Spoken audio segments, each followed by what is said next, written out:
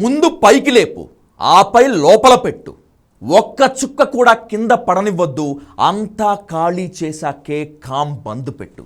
జుర్రుకుంటావో, అమాంతం దోచుకుంటావో, ఏం చేసుకుంటావో నీ ఇష్టం. पहले उठा ले अंदर वो डाले नीचे एक बूंद ना गिराए. వింటుంటేనే పరమ కంపరంగా అత్యంత జుగుప్సాకరంగా ఉంది కదూ. మరి ఈ పైశాచికానికి సాహిత్యం అని పేరు పెట్టి దీనికి మించిన బూతు భంగిమలు జోడిస్తే అది ఈ తరం మాస్ మసాలా పాట అంటోంది బాలీవుడ్. సంజయ్ దత్ ప్రధాన పాత్రలో నటించిన ఈ మూవీ పేరు కేడి ది డెవిల్. నోరా ఫతేహి ఒళ్ళు తెలియకుండా చిందులేసిన ఈ ఐటమ్ సాంగ్ పాడిందెవరో తెలుసా? మంగ్లీ. ఇంతటి అష్టదరిద్రమైన బూతు పాటను పాడటమే కాకుండా ఇలాంటి మాస్కా బాబ్ పాటను పాడటం నా పూర్వజన్మ సుకృతం అనే లెవెల్లో పోస్ట్ కూడా పెట్టింది మంగ్లీ. న్యాయస్థానాల నుంచి హ్యూమన్ రైట్స్ కమిషన్ వరకు సర్కే చునార్ తేరీ సర్కే అంటూ సాగిపోయే ఈ నీచ నికృష్టపు పాటపై మండిపడ్డాయి.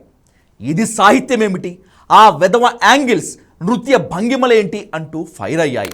గత్యంతరం లేక ఈ సాంగ్ను యూట్యూబ్ నుంచి డిలీట్ చేశారు.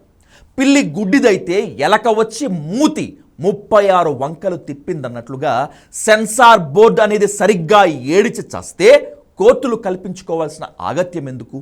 అయినా కేడి ది డెవిల్ దర్శక నిర్మాతలకు, మ్యూజిక్ డైరెక్టర్, లిరిక్ రైటర్ల కంటే సిగ్గు ఎగ్గు లేదనుకుందాం.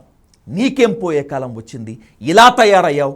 ఆడదానివనే ఇంకిత జ్ఞానాన్ని ఎక్కడ బొంద పెట్టావు? నడమంత్రపు సిరి వస్తే తెలుగుదనాన్ని, మనిషితనాన్ని మర్చిపోతావా అంటూ మంగ్లీపై నిప్పులు కురిపిస్తున్నారు నెటిజన్లు. వెంటనే క్షమాపణ చెప్పకుండా నేను కళాకారిణిని, నాకు హద్దుల్లేవు, సంగీత సాహిత్యానికి బూతు ఏదో బాతు ఏదో తెలియదు అంటూ డ్రైనేజ్ స్టేట్మెంట్స్ గనక ఇస్తే తాట తీస్తామంటూ వార్నింగ్ ఇస్తున్నారు కూడా. అవునులే, ఫామ్ హౌజుల్లో బర్త్డే పార్టీల పేరుతో విదేశీ మద్యం, గంజాయి దందాలు నడిపే నీకు బూతుపాట అయితే ఏమిటి? కాసులిస్తే చాలు, నువ్వు దేనికైనా రెడీ అంటూ మంగ్లీకి కర్రు కాల్చి మరి వాతలు పెడుతున్నారు నెటిజన్లు.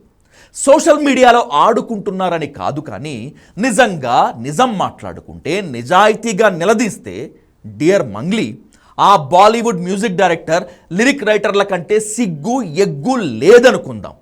నీకేం పోయే కాలం వచ్చింది? ఇలా తయారయ్యావు.